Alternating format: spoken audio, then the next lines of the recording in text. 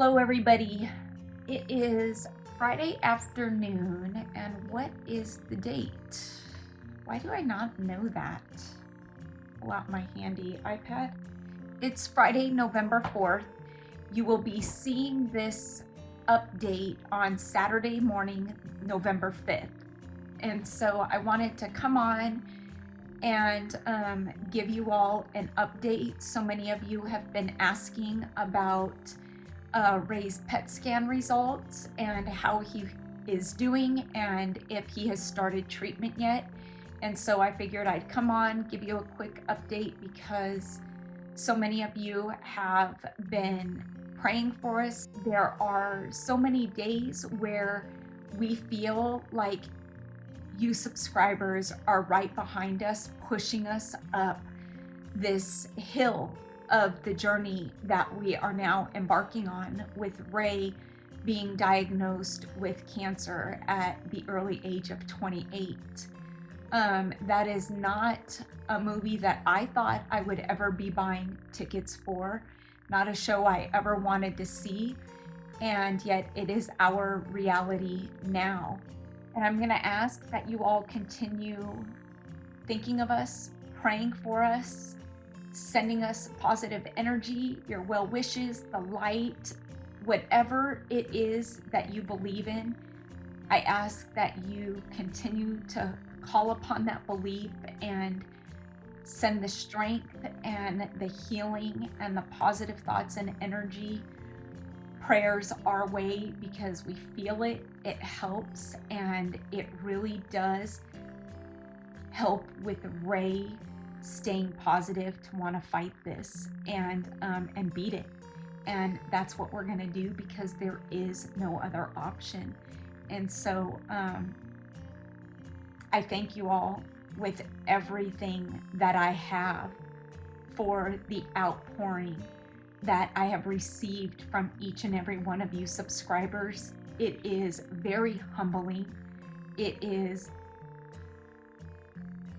unfathomable to me when I look at that first video and I see that there are 17,000 comments of people saying that they're praying for us, thinking of us, sending their well wishes.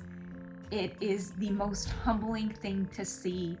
And when I show it to Ray, it is humbling to him as well. And I feel like it gives him a purpose and a reason to keep fighting.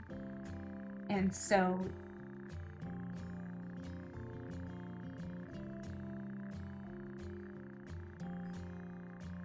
yeah, I mean, the other day he said, "I'm going to keep fighting, Mom, because all these people are praying for me." That's heavy. That's powerful. And that's because of all of you subscribers. So thank you for that. Thank you for helping me to keep my son strong and positive, because you are playing a role in this. We are on day, I want to say 33, since we have found out that Ray had a cancerous tumor in his cardia, which is the base of his esophagus before the opening of his stomach pouch. And with that has been this, gosh, what is the word? This roller coaster that our life has turned into over the last month. So Ray, it took Ray about 28 days for his insurance to finally approve the PET scan. They took all 28 days and they did approve it, which I am thankful for, don't get me wrong, but it is very frustrating that we had to wait 28 days for them to approve it, when if they were going to approve it, why they couldn't just have approved it the week of the request. That's a bit frustrating, but nonetheless, it was approved, and so was his port. And ironically, he ended up having both done on the same day. It was about a week and a half ago. He had the port put in It was, I want to say, a Thursday. So yeah, it was a week and a half ago. I was not aware that it was a kind of a surgical procedure, and it was. So he got that put in, and then later that afternoon, he got the PET scan done. Once he got the PET scan done, it was then the next day was Friday. So then we had to wait until Monday to see his oncologist. I will tell you that I am a person that fully believes in dynamics. I believe that when I went to that first appointment with Ray, I believed that it was a very dark appointment, a very gloomy appointment. The demeanor and the feeling in the room was very dark.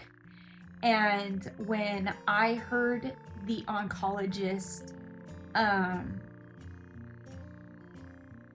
say the words, "We can prolong your son's life,"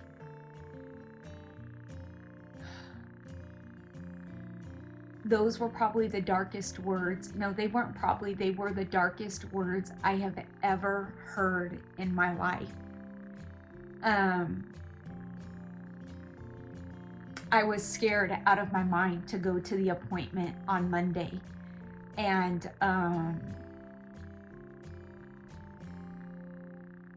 because I just was scared of what the PET scan was going to say.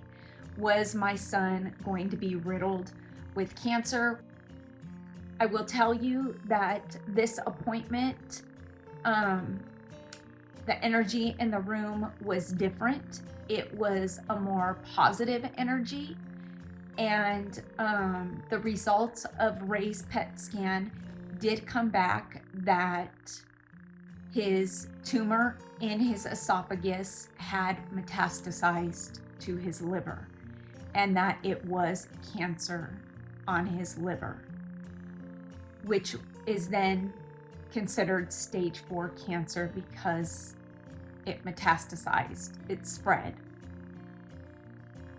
The good news is, if there is any, but I will consider it good news, is that it did not go any farther than his liver. It has not spread to his lymph nodes. It has not spread to his blood, his bones, or any of the surrounding organs.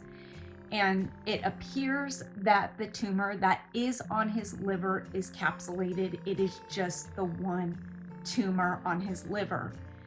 The biopsy that they did do came back undetermined as to what type of cancer cells they are, which kind of has the doctors scratching their head.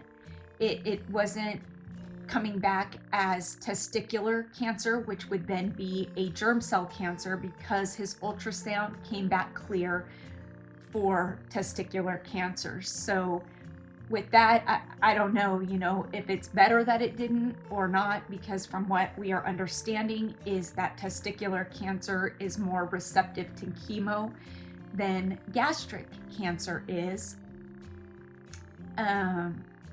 But the good news is it hasn't gone any farther than just the one tumor on his liver, and it does appear to be capsulated.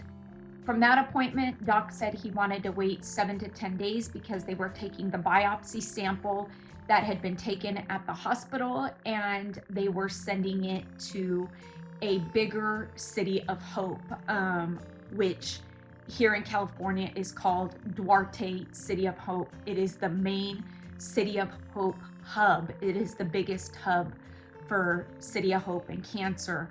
And so they wanted to send the biopsy specimen to the pathologist there at City of Hope because it was coming back kind of funky.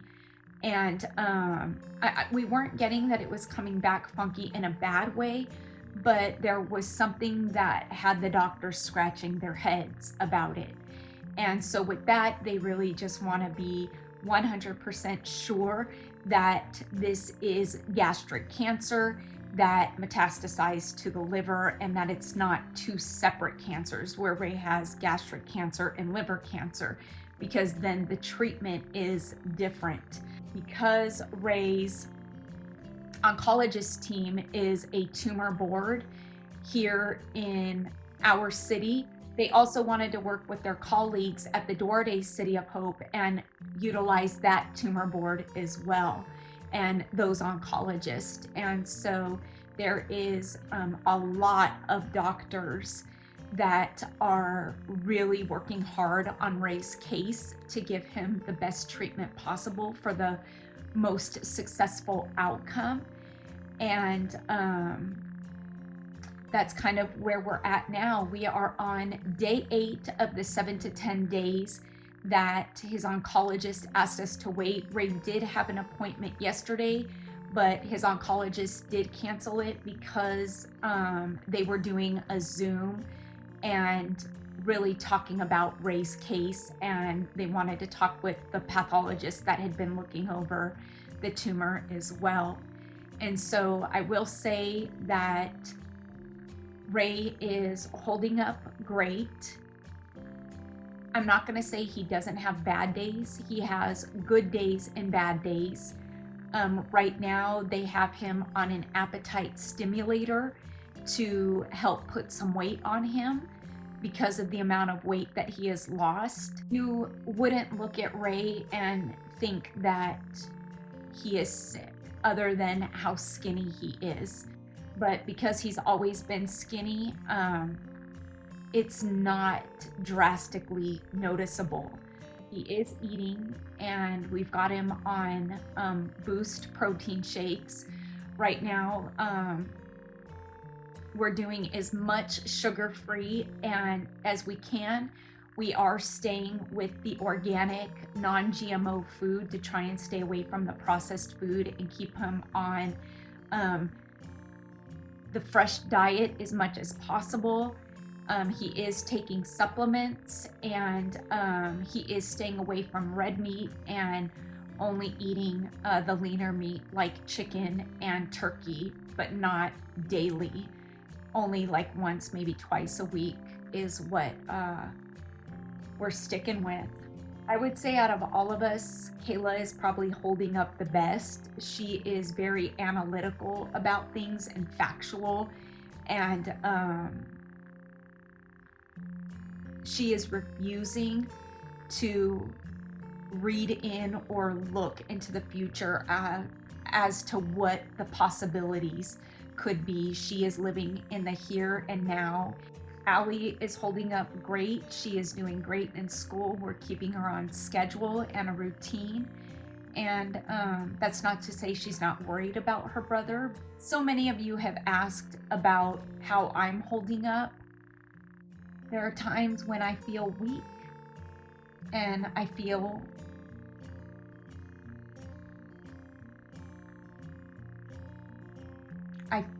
alone in this. It's the quiet times when I'm alone that are the hardest. And not having somebody to sit with that can just hug me and tell me that we're gonna get through this and that they're there for me. That's the hard part. And not having a hand to hold at the doctor's appointments when I was waiting for all these test results to come in.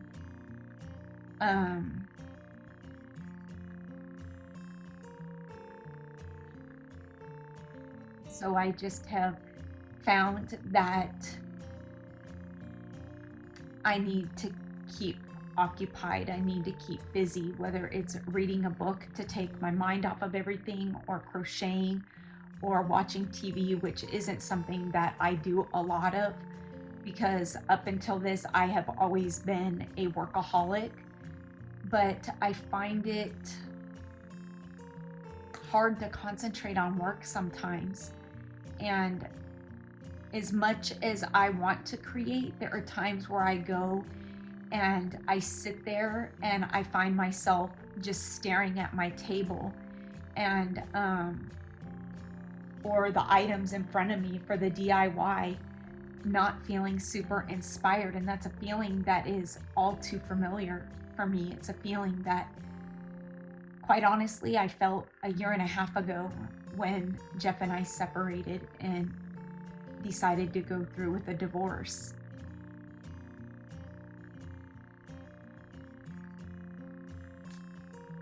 It's hard going through this without having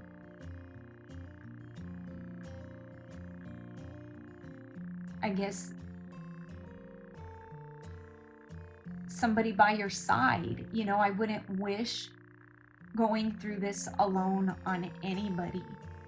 It's the quiet moments of being alone that are hard, and not having somebody to just sit with you in those quiet moments. And so to me,